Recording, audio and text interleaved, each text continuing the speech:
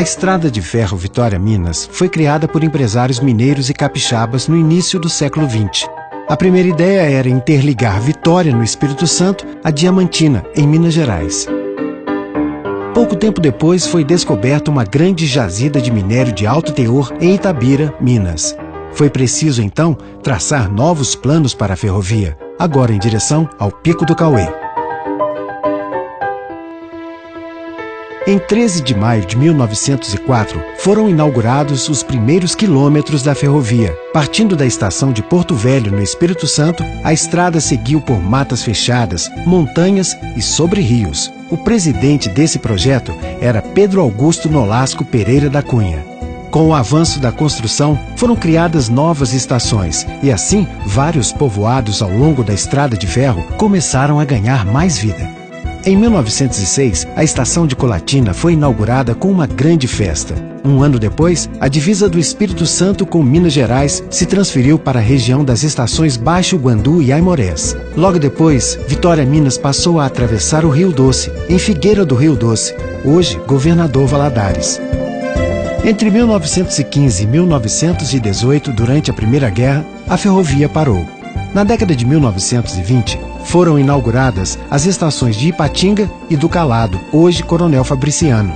Com a chegada da estrada de ferro, a região do Vale do Aço se mostrou estratégica para a instalação de um polo siderúrgico. O primeiro trem de minério foi carregado em 1940, na recém-inaugurada estação Desembargador Drummond. O minério veio de Itabira, em caminhões, e seguiu para o porto de Vitória em uma viagem de 24 horas.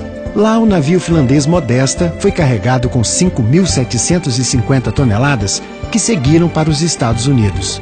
No mesmo ano, começou a ser construída a linha entre Desembargador Drummond e Itabira, e também as estações Capoeirana, Oliveira Castro e Engenheiro Laboriou. A estrada de ferro passou a contar com 545 quilômetros.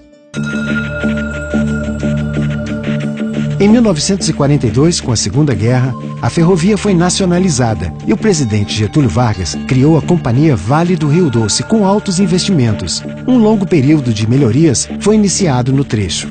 Novos autos de linha, guindastes, socadoras mecânicas e locomotivas começaram suas atividades. Nessa época, os trens operavam como trens mistos, carga e passageiros. Passaram então a operar apenas como trens de passageiros. Com a inauguração da Acesita, Aços Especiais Itabira, em 1944, foi construída a estação Acesita. Lá chegava o minério que abastecia a siderúrgica, e de lá saía o aço para os portos de Vitória. Em 1947, a remodelação do trecho Vitória-Colatina ganhou uma série de melhoramentos.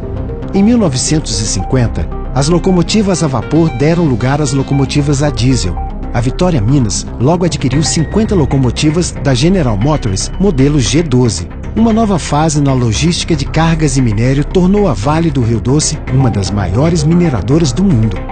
Em 1954, vagões de aço moderno começaram a substituir os antigos vagões de madeira. Maiores e mais confortáveis, eles faziam 4 trajetos diários. Um carro especial servia à chefia em viagens de trabalho. Com a construção da Uzi Minas em Ipatinga em 1958, a antiga estação foi transferida para o local atual, já com o nome de Intendente Câmara. As exportações de minério aumentavam e, com elas, o escoamento do aço da Uzi Minas para o centro mineiro. Foi preciso, então, um grande investimento no trecho ferroviário entre o Vale do Aço e Nova Era.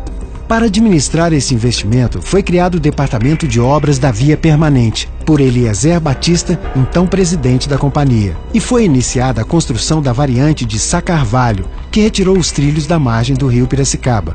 Com isso, foi possível aumentar o transporte de minério para 10 milhões de toneladas anuais. Diversos túneis e pontes foram construídos, eliminado um forte aclive em Antônio Dias.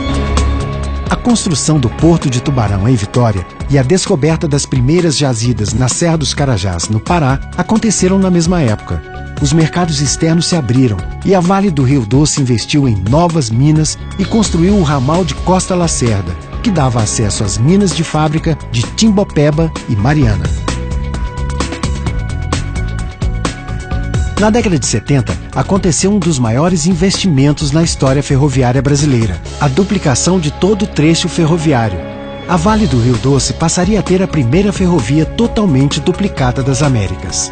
No mesmo ano foi instalado o estaleiro de solda em Governador Valadares, que passou a produzir as barras de trilhos soldados com 200 metros de comprimento.